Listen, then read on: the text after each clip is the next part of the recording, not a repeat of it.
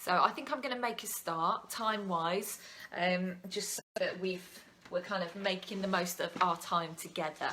So as I said, I'm going to be talking from Isaiah chapter 26 verse 3, and this is the verse. You will keep the mind that is dependent on you in perfect peace, for it is trusting in you.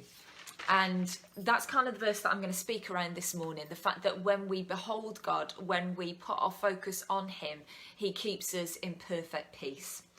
So for those of you that are linked into a community group like myself, I hope that's providing you with some source of comfort, that it's allowing you to connect with people in our church midweek, that it's allowing you to kind of connect with God and not maybe feel quite so from the body of our church in the week. So for me, I'm part of the Well, with amongst others the lovely Greg and Anna Fain, and they did something beautiful for us on Wednesday. We had a time of reflective worship, probably a bit similar to those of you that night for the Pentecost Sunday reflections. And Anna played a song, and there was a line in the song that stuck out to me for lots of reasons, and it said, I will become what I'm beholding. And so I'm just going to let that sit with you for a moment, that we will become what we are beholding. And so I guess I've got a question for you guys this morning. What is it that you are beholding? What is it that you are giving your focus to? What are you gazing on? What is filling your imagination? What is giving you your motivation? What is it that you're focusing on this morning?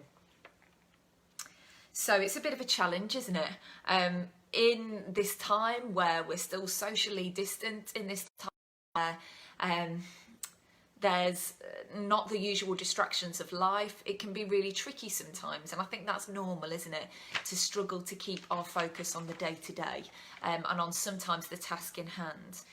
But what I wanted to look at is that when we behold something, we observe something that we think is remarkable or impressive. And there's a lot of good stuff in the world, there's a lot of good content being put out at the moment, but I want to encourage us, and I want to challenge myself, that the best and the most remarkable thing that we can focus on, that we can behold, is Jesus, and the way that he loves us, and the way that we can show that love to other people. So when we focus on something, we give particular attention to it. Now, just by way of testimony, whenever I talk on anything, the person that learns the most is always me, just being honest. And so before lockdown, quick example, Ad and I redecorated our bedroom. We've lived in our house for like 14, nearly 15 years.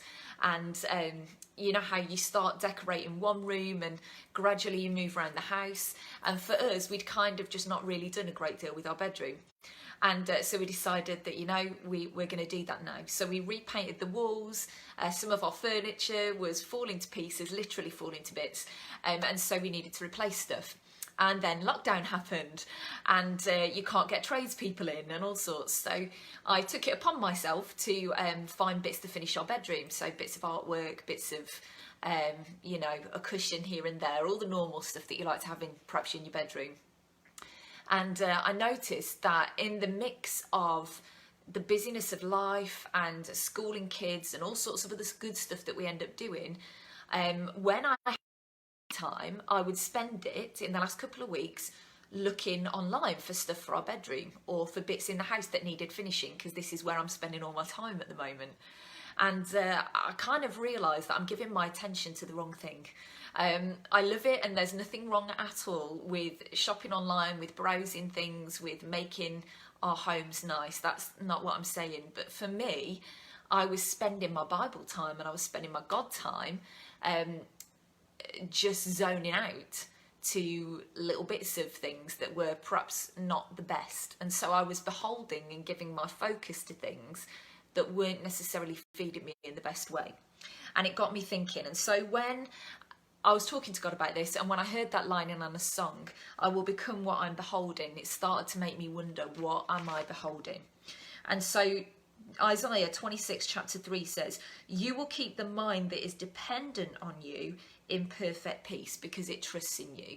Now, when we're dependent on something, we rely on it. It is our life source. It is the sole thing that we are focusing on. We have riveted focus because we are dependent on that in order to manage and to be okay. And I'll be honest, in this time, I just think we need to be that dependent on God. We need to have that sense of complete trust and dependence and security being found in him. And so when I started to look at this idea of focus and why it's important, we all know, don't we, that what we fill our bodies with is kind of how healthy we will be, and what we fill our minds with and what we focus on is how healthy our minds will be. And I started looking at sort of how people in challenging circumstances, a bit like the one we're in, how they keep their focus. And one of the things that Ad and I find really beautiful to behold is nature, particularly natural wonders, so things like mountains and lakes, even the beach. We love going to the beach. And so I started to have a look at how people manage when they're faced with something that inspires awe or wonder, or even something that that causes them to kind of shift their perspective, where they really have to focus to get through it. And I don't know if you've heard the joke, a lot of my friends say it, when they're facing something tough, they usually say, oh, I don't know how I'm ever going to get over this. It's like my Everest. And it got me thinking. So I started to do a bit of research on how people that are elite climbers, when they're faced with something that is big, when they're faced with literally their Everest, because that's what they're actually climbing, how do they keep their focus when they're beholding something that feels bigger than they are, when it's difficult to keep their focus, but they have to because their life is dependent on it? How do they manage? So their focus becomes their prime importance. So when they're doing one of these climbs up Everest, they get into a zone. So in other words, they monitor their pace, they focus on their breathing, and they focus all their mental and physical energy on the task ahead. So their focus is on the immediate. They've got the bigger picture. When you and you look and you watch interviews with these elite climbers that have climbed Everest maybe several times, the thing that's common about all of them is this mental focus on what they behold. And so as I was reading this, I just felt kind of struck by it, that when we are faced with something that is bigger than us, that can easily overwhelm us, just like it does those climbers with Everest, when we're faced with whatever is our Everest, whether that's COVID or not at the moment, what we behold is so important. You see, they behold the bigger picture, but their focus is on the step by step.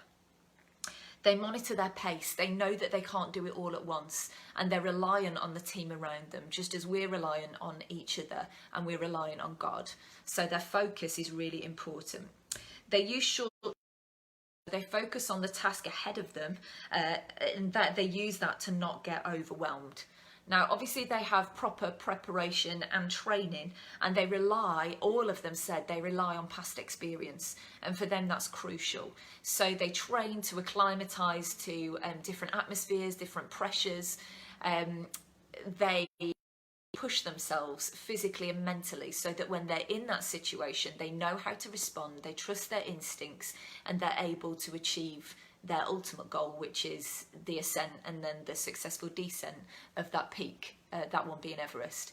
And it just got me thinking, what they behold is the bigger picture, but as I said, they focus on the step by step. They focus on the short-term goals, and they put their trust in their experience, and they put their trust in the people around them.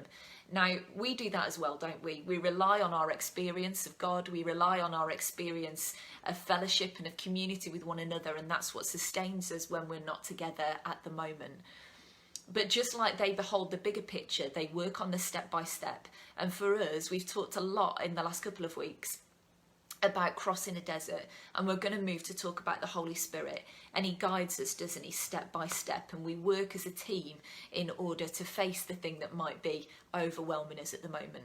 So I just wanted to encourage you today, as it says in Isaiah 26 verse 3, that when we behold the good thing, the best thing, we don't get overwhelmed by the bigger picture.